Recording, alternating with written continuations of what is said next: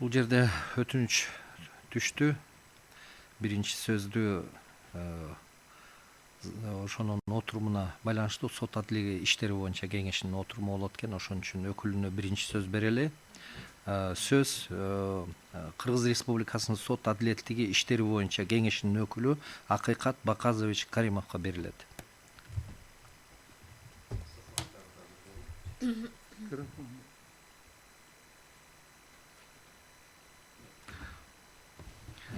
Мен канча айтам, келгенде жаңы келгендерге көрсөтүп койгула, кайсы жерден эмнени басыш керек, эметкеш керек. Кыргыз Республикасынын сот адилеттиги иштери боюнча кеңеши Максатбек Жорокуловдун өтүнүчү боюнча бүгүнкү Конституциялык сотто каралып жаткан Кыргыз Республикасынын судьяларынын статусу жөнүндө Конституциялык мыйзамдын 19 беренесинин 1-бөлүгүнүн 2 абзацында анын 3 жылы 1 инстанцияда жана 2 жылы 2 инстанцияда деген ченемдин Кыргыз Республикасынын Конституциясынын 37, 56, 94 жана 95 берелерине ылайык келүүсү маселеси боюнча төмөнкүлөрдү билдирет.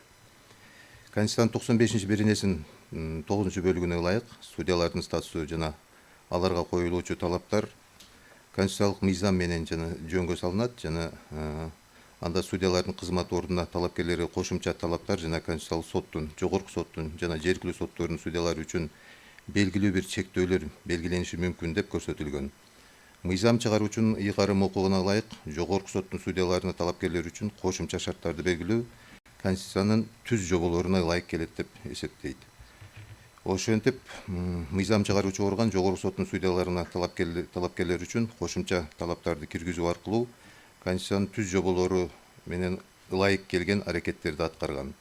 Конституциядагы диспозитивдик норма мыйзам чыгаруучуга белгилүү бир ыйгарым укуктарды, анын ичинде Конституцияда көрсөтүлгөн негизги талаптарга кошумча талаптарды киргизүү мүмкүнчүлүгүн берет. Мыйзамда көрсөтүлгөндөй, судьялык стаждын белгилүү бир баскычтарында, бул биринчи жана экинчи инстанцияларда ошондо топтолот. Бул жөн гана формалдуу талап эмес, сот адилеттигинин сапатын камсыздоого багытталган маанилүү талап болуп саналат.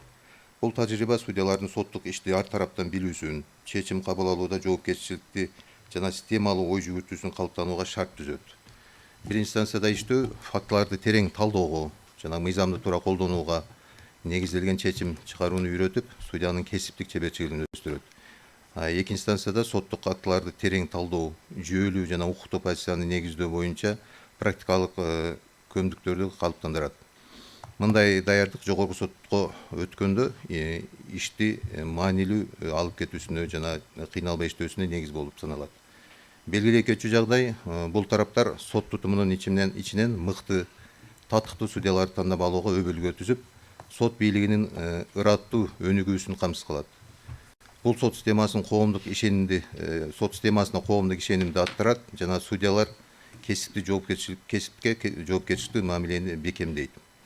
Арыз ээси эл аралык стандартка шилтеме берип кетиптир. Белгиленген талаптар дискриминациялык мүнөздүү деп эсептейм деп көрсөтүптүр. Бирок эл аралык тажрыйба улуттук мыйзам чыгаруучунун ыйгарым укуктарын чектебестен, аларды өлкөнүн укуктуу чөйрөсүнө ылайык ыңгайлаштыруу жолу менен колдонулат. Башка өлкөлөрдүн ченемдери түздөн түз көчүрүлбөйт, анткени ар бир мамлекеттин укуктук жана социалдык өзгөчөлүктөрү бар. Мындан улам анын 3 жылы 1 инстанцияда жана 2 жылы 2 инстанцияда деген талап Конституциянын 37 беренесинин 3 бөлүгүнө, 56 беренесинин 2 бөлүгүнө, 94 беренесинин 3 бөлүгүнө жана 95 беренесинин 5 бөлүгүнүн 2 абзацына карама каршы келбейт. Бул ченемдин укуктук табияты жана мазмуну Конституцияда көрсөтүлгөн жалпы ченемдер менен шайкеш келет. Жогоруда көрсөтүлгөндөрдүн негизинде Кыргыз Республикасынын сот адилеттиги боюнча кеңеши аталган ченемди конституциялык эмес деп табуу жөнүндөгү Максатбек Жорокуловдун өтүнүчүн негизсиз деп эсептейт.